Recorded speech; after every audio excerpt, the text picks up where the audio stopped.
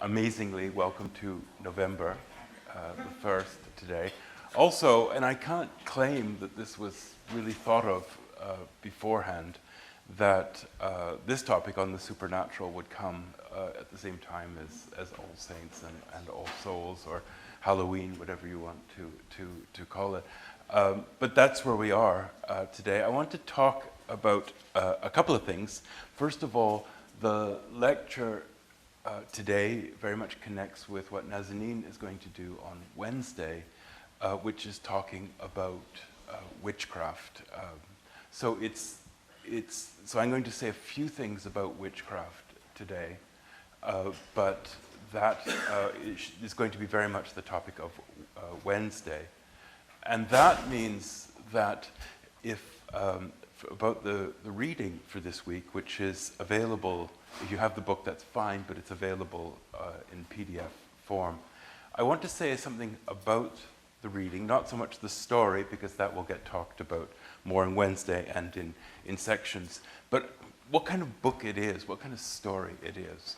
For historians, this kind of book, written by Berenger, is what's known as a microhistory. Microhistory became very popular in the 1960s. It was seen as a way of kind of lifting up and finding hidden voices. It's a way of trying to reach beyond elites, for whom, of course, we have the most extensive documentation, to try to find other voices. And interestingly, when it first emerged in the 1960s, it came amongst the first were Italian historians who saw this, and many of them were actually communists or Marxists, who were looking much more for a kind of access to what they would call history from below. Microhistory has remained a central part of historical writing. You know, I'm sure you've encountered them in many forms, where it attempts to tell a coherent story. It may focus on a person or a small group of people, or it might focus on a community. And what it attempts to do is to tell a particular story which can be illustrative of wider themes. So what we're looking at this week talks about the magical, talks about the enchanted, it talks about witchcraft, but it also talks about forms of oppression. It really is an effort to try and get inside the mental world. It's a kind of history of mentalities. And for that reason, although it's very popular, it often occupies a kind of liminal state in historical writing, because some people are skeptical that these singular stories do actually illustrate. Perhaps they have survived because they are so unusual. So there's always a debate. Microhistory has a kind of slightly controversial reputation, but I think it's really important for us to encounter this kind of history and to think explicitly about what it's trying to do. And there's generally a sense that microhistory should be a good story, which in many ways what history should be. It should be telling a good story, not necessarily a happy story by no means, but a good and compelling story. And that's what takes us to this week's theme, which may seem kind of eccentric, but I want to say that it absolutely isn't. Last week, we thought about science very briefly. We thought about the development of deductive and inductive forms of thinking. We thought about the way in which the universe was changing, the way in which the role of observation, what we might call empirical research, was part of a culture of change. And we talked about the scientific as being part of a massive cultural change of global significance. Knowledge, the transfer of knowledge on a new scale. But history is always messy. It's always about a lot of different things at the same time, some of them seemingly conflicting or contradictory. And although when we do a course like this, we separate it into themes as a way of kind of approaching the subject, of course, nobody lives in terms of themes. We don't. We don't have compartmentalized versions of our lives. We live lives in which everything mixes into everything. Sometimes different things are more prominent, but the other things don't go away. That's part of human existence. Absolutely true for the very human perspective of history. And that's part of the point I want to make for this week. The scientific revolution, to use that contested term, the theological and religious conflicts, the exponential growth of trade, the encounter, the conquest, the colonialism, the imperialism of the age, all of these are happening at the same time. But they're all happening within a world that I want to talk about today, which I think from our perspective we can think of as an enchanted world. That doesn't mean Disney. It means a world in which the spiritual is extremely real. Not figurative. I'm going to talk quite a bit about the devil and the demonic. And Nazanin is going to next Wednesday in terms of witchcraft. The devil is not a metaphor. Yes, he has metaphorical roles, but he also has very real roles. And we might think, okay, in a slightly modern, condescending Western perspective on this, these were less enlightened people. They thought the world had elves and fairies, and that ghosts and dead people came back to living, all these sort of things that we still use in our imagination in films and literature, basically to scare ourselves or to frighten ourselves. But we tend, at least in our public rhetoric, to say, this doesn't exist. Well, we just have to think about how, for many of us, by no means all of us, our forms of religion in the West have rationalized everything. We've rationalized the world around us. And that's both religious and non-religious people. The idea that the natural world is something that we simply can observe, and not a sense that there is much in our world that is invisible, and that the invisible and the visible are intimately connected. Now, as I say, that's part of it. That's a kind of part of a Western liberal-minded rationalistic view. But as we all know, that view does not prevail everywhere. There are religious branches of Christianity and other religious groups within our society for whom the spiritual is extremely real, who look at the New Testament and see the world of spirits and healing and of voices and of dreams as extremely real. If we look at Christianity in the majority world, we find most of it has a much different approach to the spiritual than we do in many parts of North America or in Europe. We, in many ways, who take those views, and I'm not saying I do, but or that you do, but we, a kind of collective in the West, are very much the minority. Now, that's not to say that other people are early modern or medieval. That's not saying that in the slightest. But in some ways, they have a more direct connection to the world of the Hebrew Bible, to the world of the New Testament. And those things that we say, oh, that just happened in the past, for them is a much greater reality. And that's the way I want to enter into this subject for this week, is to open ourselves to the reality for these people of the spiritual world. And that spiritual enchanted world, which was dangerous, malign, terrifying, but also hopeful. It was a world where you didn't just have the demonic, but you had angels. John Calvin, just to take an example of someone who's seen as a kind of rationalistic Protestant reformer, deeply believed in the presence of guardian angels.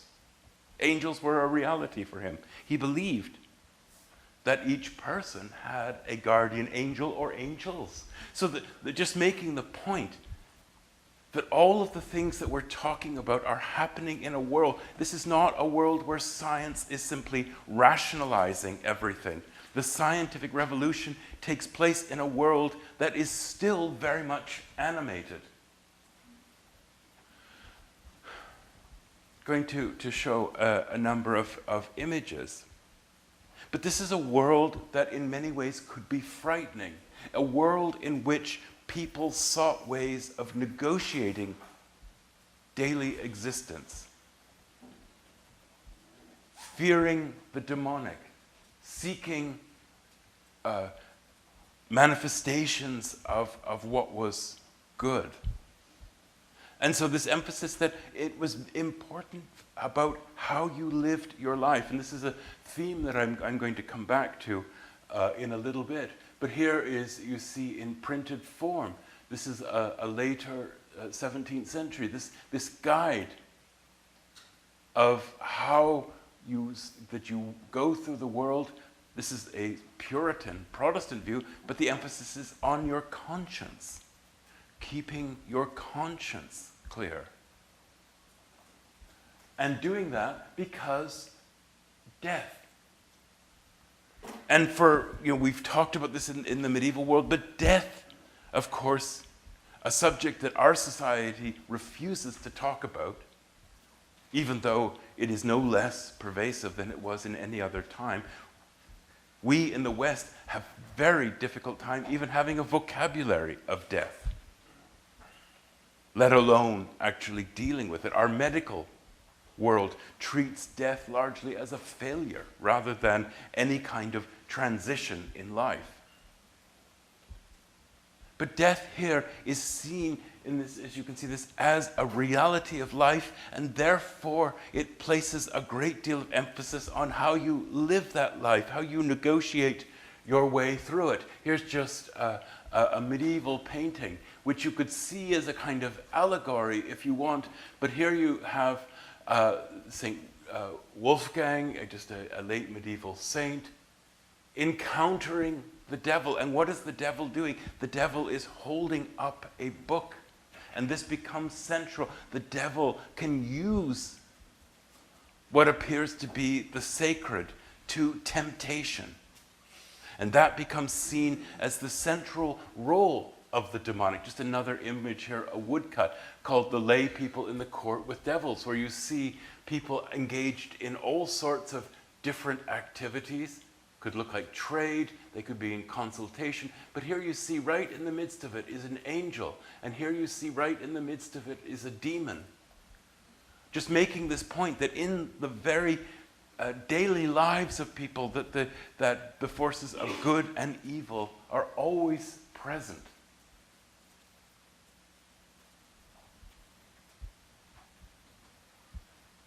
So, but of course this notion of evil, which is in the medieval world becomes embodied in the figure of the devil. The devil looms large in the medieval imagination, and that's inherited into the world in which we're talking. But that devil represents and embodies a whole range of things, and I've just put them here. It can range from the presence of evil in the world, danger in the world, everything from childbirth to, as we'll talk about, witchcraft, engages in questions of sexuality.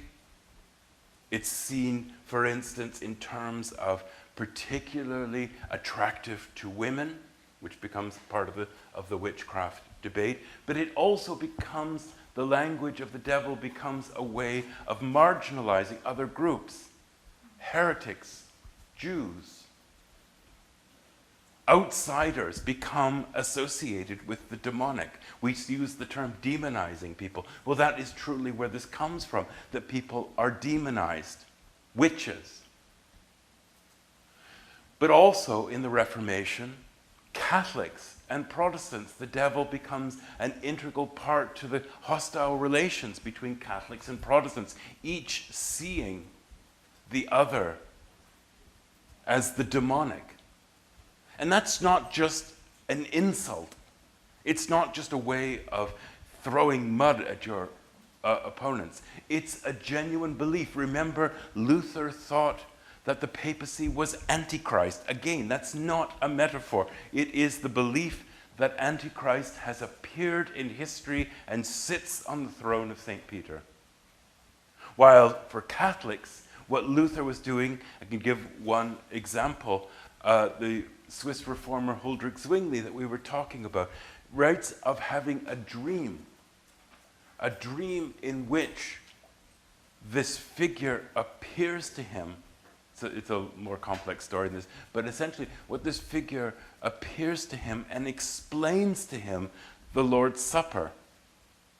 Now, for early modern people, the Bible is full of dreams. Dreams are a medium through which God can speak, but dreams and sleep are also seen as times of great danger. In the early modern world, following on from the medieval, they usually referred to two sleeps, that you would sleep from what we would call sort of early evening through to the middle of the night. They would get up and do things, they would eat, they might do some work, and then go back to bed again. The second sleep in tradition was often seen as the one in which you were more vulnerable to the demonic. So sleep is also a place where the demonic, what we might think of as dreaming or the imagination, this is a time in which people are extremely, as I say, vulnerable to the demonic. So just come back to the story of Zwingli. Zwingli dreams that this figure appears to him and explains to him the doctrine of the Lord's Supper, saying it is the equivalent of the Passover. And so Zwingli tells about how he gets out of bed the next morning and he checks the Bible because this figure has referred to him to a particular passage in the book of Exodus referring to the Passover. He looks at it and he gets confirmation of what he had dreamt. So he thinks that this person was likely an angel of God speaking to him. Well, his Catholic opponents say that this heresy that he's been teaching on the Lord's Supper, we see now it's exposed, it's the work of the devil that came to him in sleep. Other reformers in talking about the Bible, they say sleep and dreams can be this porous, they don't use the word porous, but they use this moment in which the visible and the invisible can come together. It can be a place. Think of Joseph, think of all sorts of figures in the Hebrew Bible where dreams are revelatory. They are moments in which God speaks. So this is a world where dreams are very important. This is long before Freud. But the world in which dreams are manifestations of realities, moments of possible intimate connection between both the divine and the demonic. And that shapes a whole set of mentalities that are around the language of the devil. Now, it's somewhat misleading to have this kind of sense of a Manichaean division of light and darkness between the demonic and the sacred. Because although the medieval and early modern people believed that there was this very real struggle of spirits in the world, for the most part, it was not an equal struggle. That God would prevail, ultimately. But in the meanwhile, they could expect the rages of the demonic. And those attacks had very real impact on how they lived the life. Now, what we're talking about always here is a set of different discourses. There are discourses by learned people who give kind of theologies of the demonic, who the devil actually is, who demons are. Of course, they're present in all manner of places in both testaments, but who they are. So there's a kind of learned tracts and writings about the demonic.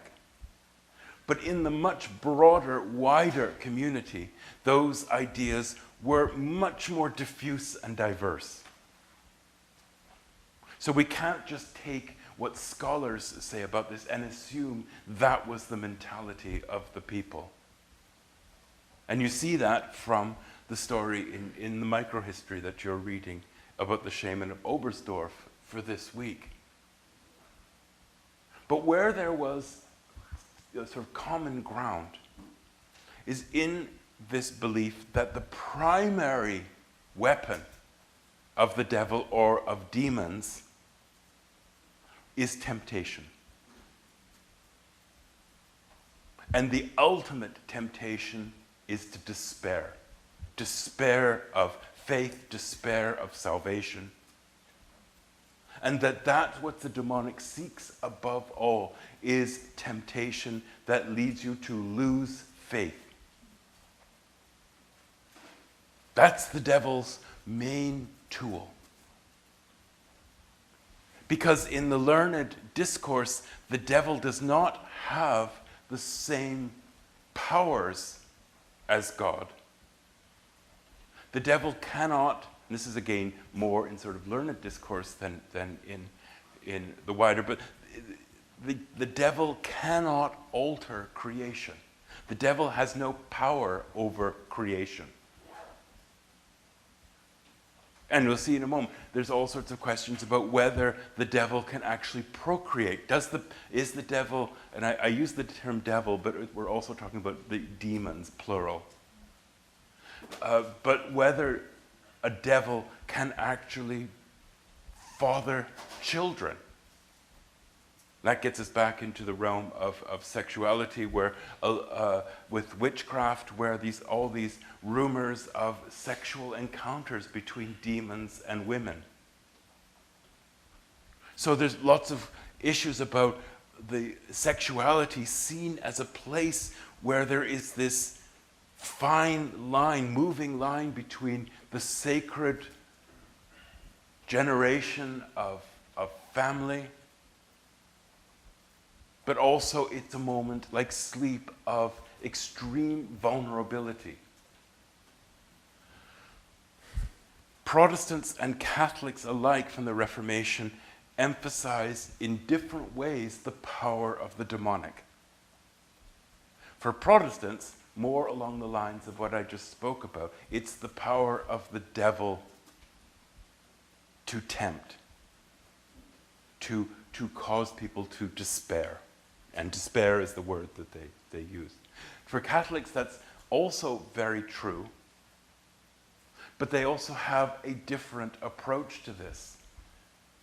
They will use exorcism, casting out of the demonic. For Protestants, that's largely done through prayer and worship, Bible reading. But for Catholics, there is a visceral reality that the demonic needs to be driven out by ritual activity of the church. Exorcism, of course, we know, lives on in sort of popular imagination in films.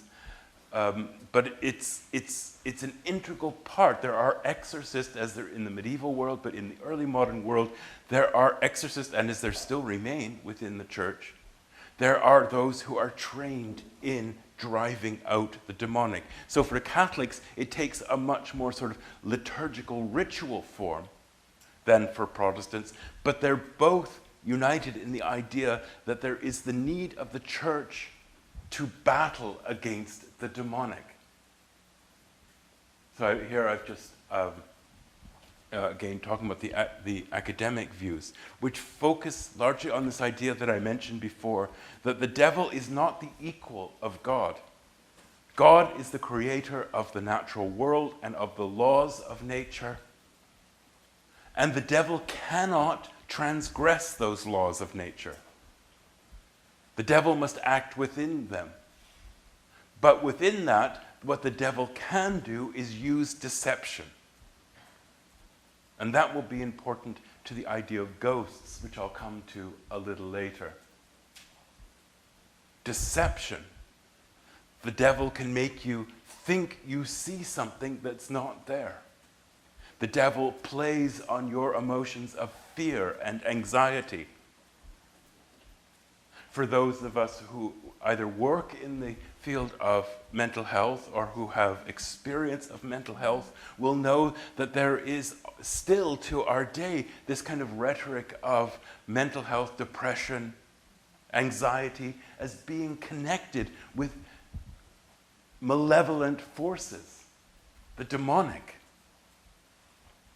This is an inheritance of a much earlier time where these ideas of the humors of melancholy, of depression, always associated with the ability of the devil to deceive, to make you think you've seen or experienced something that's not there. But what you also get, and this is one of the things that's always challenging to think about, is this idea that the devil ultimately is not only subordinate to God, but in some ways can be a servant of God, so that the devil operates within God's world. And that takes us to ideas that are foreign and difficult for many people, that the devil actually, through temptation and through attempting to deceive, is actually testing the people. That this is like God testing the people of Israel. So that the devil actually, there is in some parts a kind of spiritualizing the devil as part of this journey through this world where there will be so much temptation, so much struggling against hostile forces, that there's this view that ultimately the demonic will not prevail, but it has a role within God's providence in this world. As a result of this, in the early modern world, there is an enormous amount of what we would call pastoral literature. Pastoral literature that is full of very practical guide to how people can survive this extraordinarily difficult existence. How do you deal with the presence of the demonic in your life, this constant temptation to despair? How do you deal with how harsh life can be? Everything we've talked about, from childbirth to the fact that most children do not live past the age of 10 or 12, to the presence of plague, a world in which knows nothing of antibiotics or what we might just call painkillers. A broken arm is never really fixed. There's certainly nothing that we would call in any modern form dentistry. People simply lived with pain, as they would through to the 19th century. And still do. In many ways, people live with chronic pain, but it's seen in our culture as very much the exception.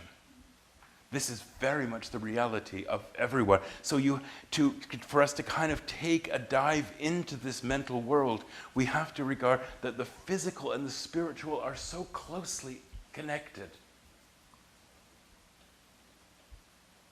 The pain of the body is seen in many ways in spiritual terms. But there are also, in this, the point of this pastoral literature is to offer signs of hope. And one of the most common messages you see in this is this idea that temptation in many ways is a sign of God acting in you, a sign of the Spirit. The more the devil is raging against you, the more it's because of the presence of God in you. And for some Protestant groups, this is a sign of election, that the devil strives most strongly against God's faithful.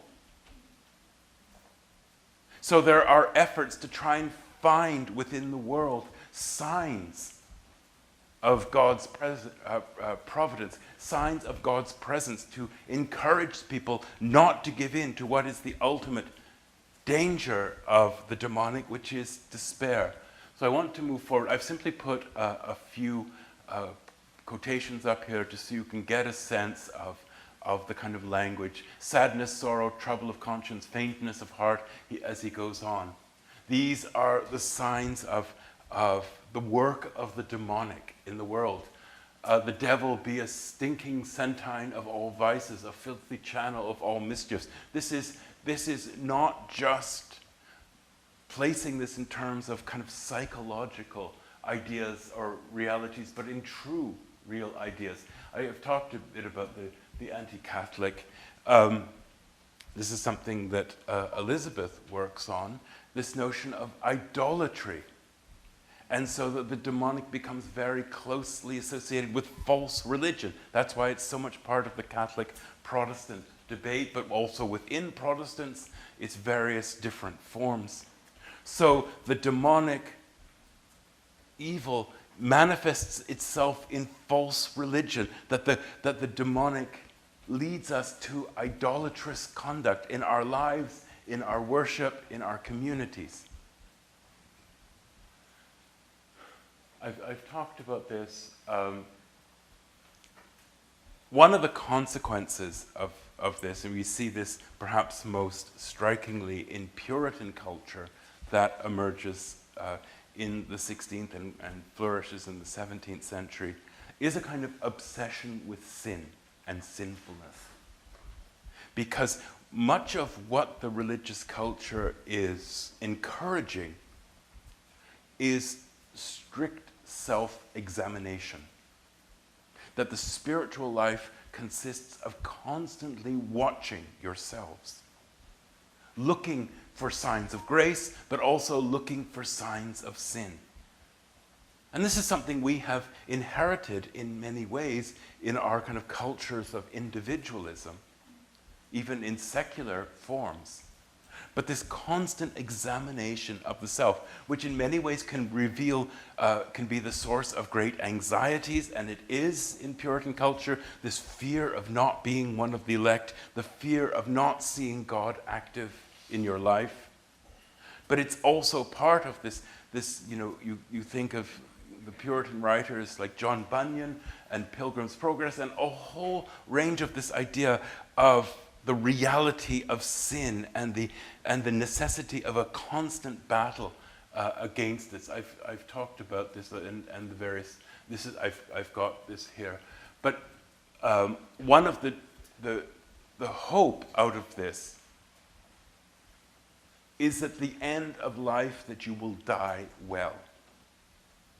And sometimes in modern culture, people say somebody died well because they died quickly. Or we say that person suffered very little because death came quickly. And that's absolutely true. But we also have to think for this culture that sudden death was actually a great source of anxiety. You might die unprepared. You might be taken unawares. You might have been doing something sinful when this happened. So there's actually a great deal of fear about sudden death. And that death becomes something, this builds on a medieval tradition, but death becomes something that you prepare for through prayer and godly living and reading of scripture and worship. And it flows from this idea of self-examination, that you're constantly preparing yourself. So there's this sense of considerable human agency. And I've just got some passages from this. We're going to move towards, because time is moving on, I want to talk about some different aspects of this.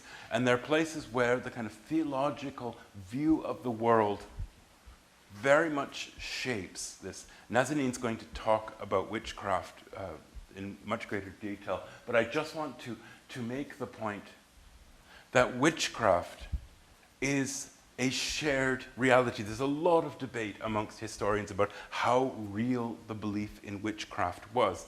And there certainly is evidence that for many people it was more of a kind of societal hysteria. Even in the period that we're talking about, there are people who are deeply skeptical about the reality of witchcraft. But a kind of broader popular imagination sees witchcraft as a natural extension of the demonic. It takes place in remote places, often in forests. We love a natural park. We love spending time hiking, getting out in the natural world. It's one of, certainly for me and my family, it's one of the great pleasures. I'm sure it is for many of you, the natural world. I grew up in Canada. I grew up in that. It was a great and wonderful experience to be in nature. In the early modern world, we have to remember that nature is also a place of great fear and anxiety. It's where malevolent spirits lived. It was dangerous to pass through forests because there could be robbers and brigands. You were outside the safety of the city, outside the walls of the city. Nature is often seen as an extremely forbidding place. So this idea that witches would meet away from communities in woods only enhanced this idea that something profane was happening, because physically it was hidden, it was away. This is where the demonic existed. I want to just show a couple more images. Just to this idea, here you have a representation of an exorcism. And here you see the altar. This is a Catholic one, of course. The altar, and here you have the cup and the Eucharist. But what you see, this sacramental way in which there's the demonic literally sort of coming out of the mouth of the person. Just to make a point that I've perhaps said too many times already, this is real.